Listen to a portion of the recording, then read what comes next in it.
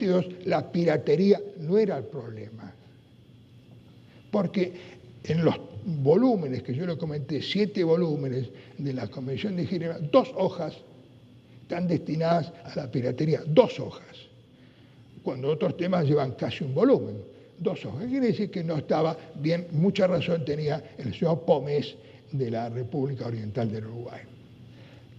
Bien, en la Convención de Montego Bay se reproducen artículos 100 a 107, 108, los artículos de... Bueno, entonces, vamos avanzando porque acá el señor Gallego me está poniendo plazo, a pesar de que faltó uno,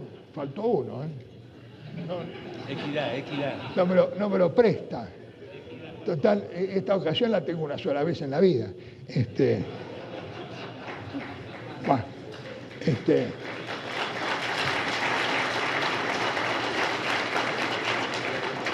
Bueno, entonces, vamos rápido, porque quiero decir qué pienso yo respecto de estos temas, ¿no? Que no será muy importante, pero es mi pensamiento.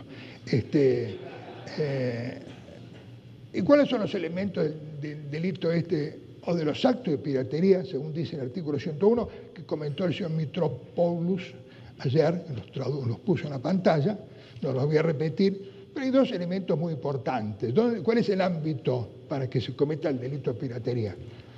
Y acá como copia Ginebra, dice alta mar.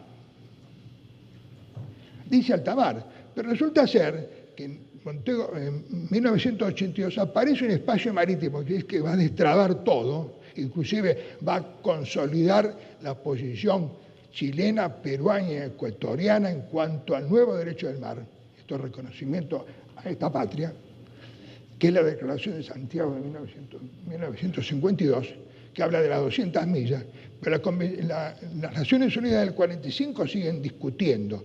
Las Naciones Unidas, después del proceso de descolonización en Montego Bay, cambian el pensamiento. Recogen como pensamiento preliminar la Declaración de Santiago. Chile, Perú y Ecuador, después se suma Colombia. Para tener en cuenta eso, porque el mar ya había dejado de ser una vía de comunicación y de poder naval, era una vía para el alimento de los pueblos. Declaración de Santiago de 1952. Entonces, se quedaron ahí con el artículo 101 y alta mar. Pero resulta ser que desde el límite de la Convención de Ginebra, que era el mar territorial, el límite exterior mar territorial, a alta mar, ¿de acuerdo? Ginebra era nada, una línea. Mar territorial empezaba alta mar y ahí había libertad de pesca. Fíjense, libertad de pesca en las pocas millas que era un mar territorial no definido, pero eran pocas millas. Viene 82 y pone la zona económica exclusiva, que son 188 millas. Y ahí quedaba una situación un poco en blanco, donde en esa zona económica están las 4 libertades del mar.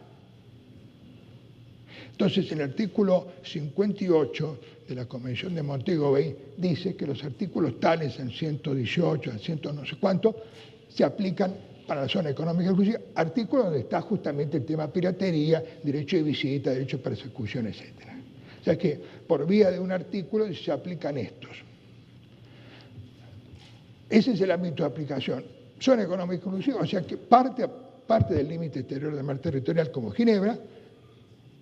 Y el otro elemento muy importante que causa bastante discrepancia en la opinión pública que interpreta estos temas es el propósito personal que menciona el artículo 101.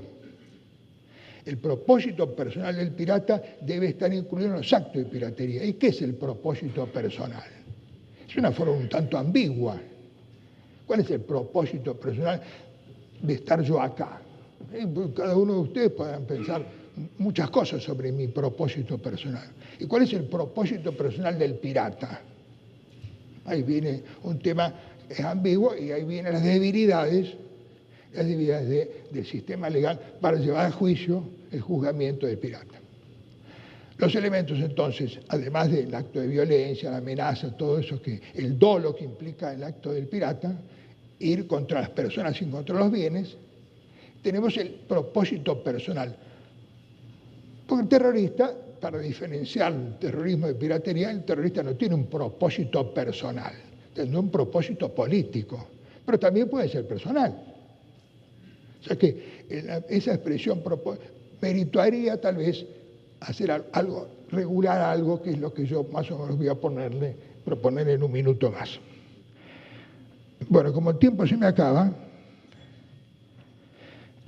bueno, se ha mencionado acá toda la actividad que desarrolla la comunidad internacional tratando de combatir este flagelo, que es la piratería. Entonces tenemos todo lo escrito por la Asamblea General en su capítulo Los océanos y el derecho del mar, que trae mucha doctrina vinculada con la piratería, las resoluciones del Consejo de Seguridad, que son muchas vinculadas tal vez al tema concreto geográfico de Somalia, pero yo quiero hacer exclusión de esto porque el problema jurídico se universaliza, no se circunscribe a esta región que en este momento es el momento del conflicto, pero puede mañana mutar, ir a otro lado. Bien, entonces, y otro principio que trae el artículo 101 es el que poco esboza en su momento Hugo Grocio, que es el principio de la jurisdicción universal. ¿Y qué es este principio? Rompe con la norma de la jurisdicción, que es generalmente la jurisdicción de la ley del pabellón. El principio de la jurisdicción es juzga quien apresa. Juzga quien apresa.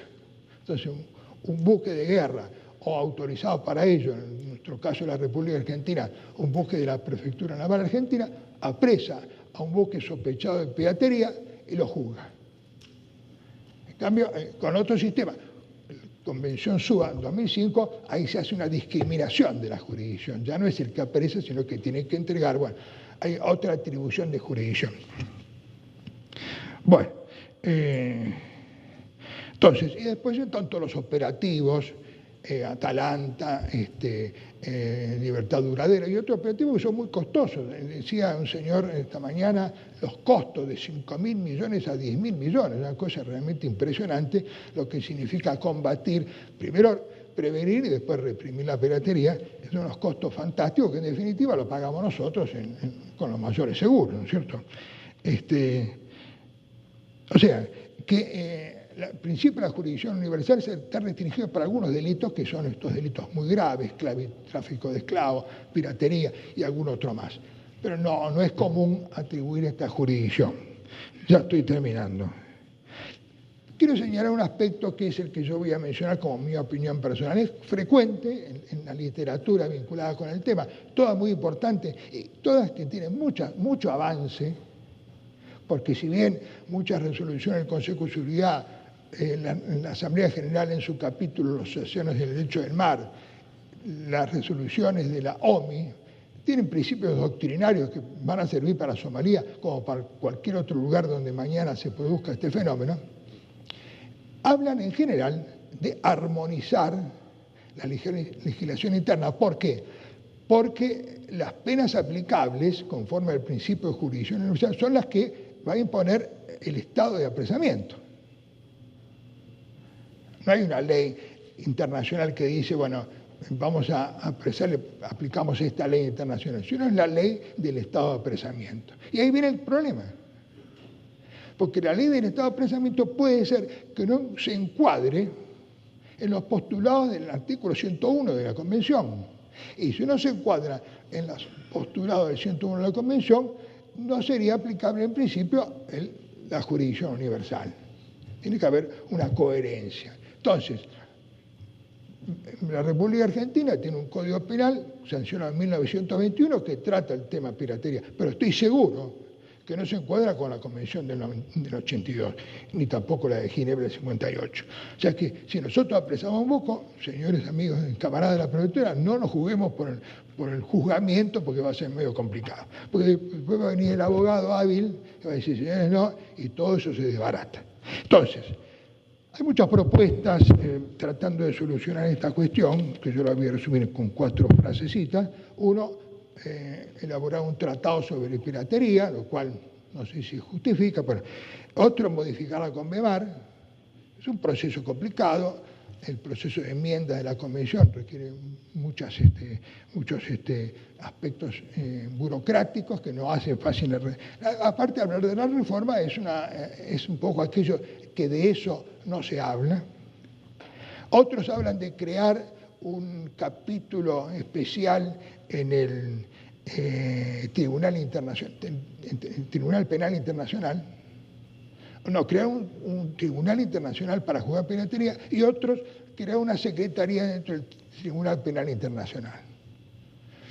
Yo creo que la cosa, y esto lo digo para finalizar, ya estoy en el fin, según reza una palabrita ahí, para finalizar, yo creo que yo le voy a proponer a mis amigos de la red, les voy a hacer llegar un documento más o menos fundamentado, que deberíamos proponer o instalar la idea de que no hay que armonizar la legislación, tenemos que uniformar la legislación, uniformar. De esa forma, Perú, Argentina, Bolivia, para cualquier país que pueda tener interés en el asunto de la piratería, incluye en su legislación el artículo 101.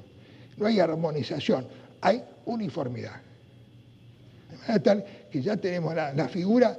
El tipo penal lo tenemos incorporado en la legislación. Después cada país le pondrá la retribución penal que corresponda de acuerdo a los sistemas.